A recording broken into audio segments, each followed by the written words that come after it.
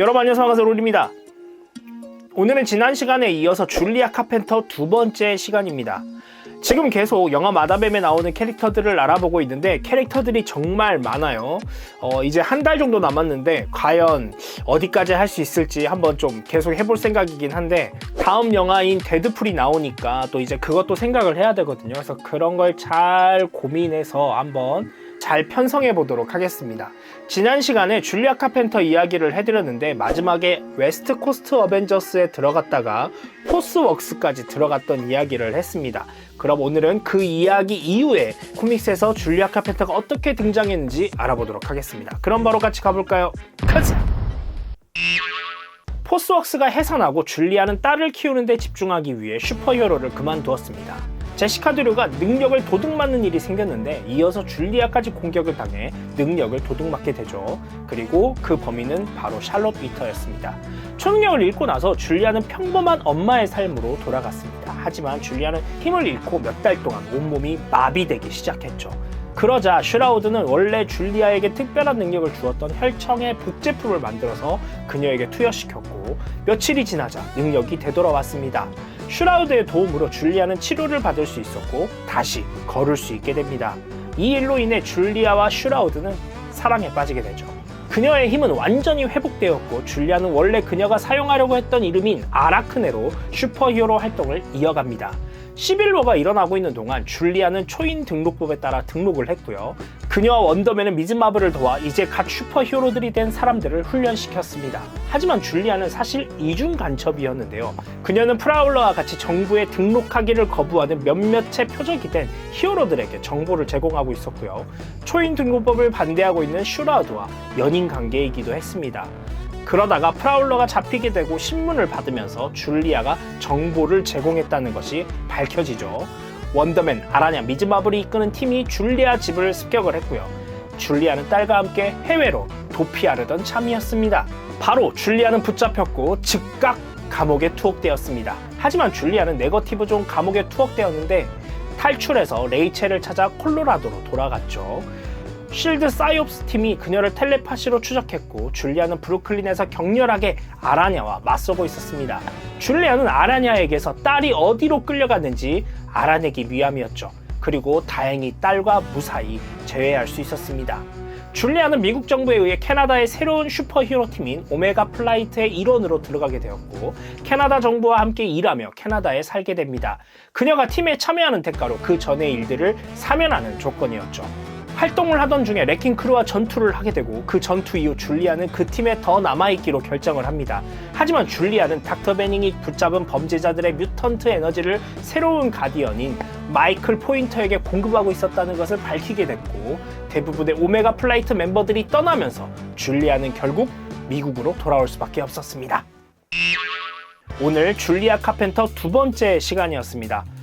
먼저 얘기를 해볼 게 있는데 바로 이제 코스튬에 대해서 얘기를 해보려고 해요. 이제 영화에서 보니까 영화 마다뱀의 예고편을 보니까 이 줄리아 카펜터가 검정색과 하얀색이 이렇게 어우러져 있는 코스튬을 입고 있더라고요. 근데 이제 제가 계속 이제 코믹스를 보여드려서 알겠지만 코믹스에서도 검정색 바탕에 흰색 이런 선이 들어가 있는 무늬가 들어가 있는 코스튬을 입고 있습니다.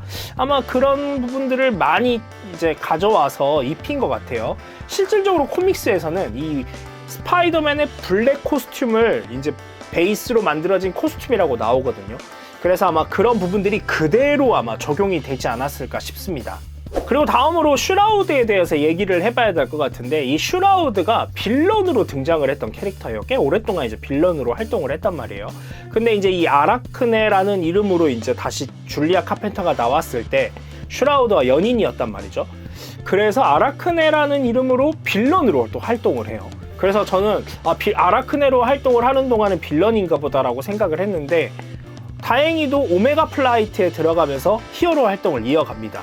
잠깐 빌런으로 활동을 했지만 계속 히어로의 정체성을 이어갔다라고 보면 될 것 같아요. 오메가 플라이트가 이제 이 캐나다에서 활동했던 슈퍼히어로 팀이거든요. 근데 이제 어떻게 보면은 미국에서 임대를 당한 케이스라고 볼 수 있죠. 왜냐면 그 전에 지었던 죄들을 사면받기 위해서. 그래서 오메가 플라이트로 활동을 했는데 마지막에 이야기를 해드렸던 것처럼 그 안에서도 비리가 있었기 때문에 그 사건으로 인해서 오메가 플레이트가 해체가 되고 미국으로 다시 돌아온 줄리아 카펜터를 볼 수가 있습니다. 딸을 굉장히 아끼고 사랑을 하는데 이 히어로이지만 엄마이기 때문에 이제 그런 부분들에서 굉장히 그 간극을 많이 보여주는 것 같아요. 실질적으로 스파이더맨과 관련된 캐릭터들이 너무나 많아서 SSU에서는 약간 행복한 고민이 되지 않을까 싶은데 또 반대로 생각을 해보면 굉장히 불안한 고민이 되기도 하겠다라는 생각이 들어요.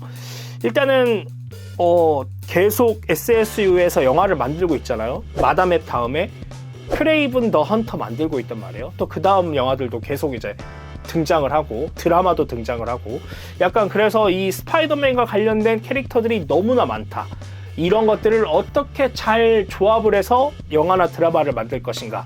MCU의 그 지금 가고 있는 이 길을, 이 발자취를 그대로 밟지 않았으면 좋겠다라는 생각이 듭니다.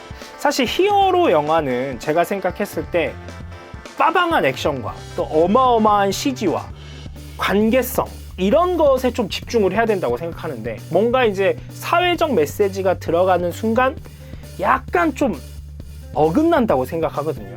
그러니까 물론 사회적 메시지를 넣을 수는 있어. 근데 너무 대놓고 그냥 막 가르치려는 듯이 넣으면 히어로 영화의 본질에 많이 안 맞지 않나? 라는 생각이 들어요. 그래서 그런 부분들을 조금 너무 집중적으로 하기보다는 그냥 간접적으로 느낄 수 있게 만들어주고 메시지들은 그냥 눈으로 봤을 때 비주얼적인 부분에 훨씬 더 집중해서 만들면 더 좋지 않을까라는 생각이 듭니다. 매번 똑같은 영화를 만들 수는 없겠죠. 그래도 그런 부분들을 좀 더 집중적으로 더 새로운 좀 더 뭔가 멋있는 비주얼적으로 너무 훌륭한 그런 영화들이 만들어졌으면 좋겠습니다. 그냥 제 생각입니다. 줄리아 카펜터 이야기를 이제 계속 하고 있는데 아마 다다음 시간까지 할 것 같아요. 2번 정도 더 할 것 같은데 다음 시간에 줄리아 카펜터 3번째 이야기로 돌아오도록 하겠습니다. 제가 늘 여러분들을 원하는 게 있죠. 구독과 좋아요 눌러주시면 감사하겠고요. 다음 시간에 또 다른 영상으로 찾아오도록 하겠습니다. 여러분 안녕.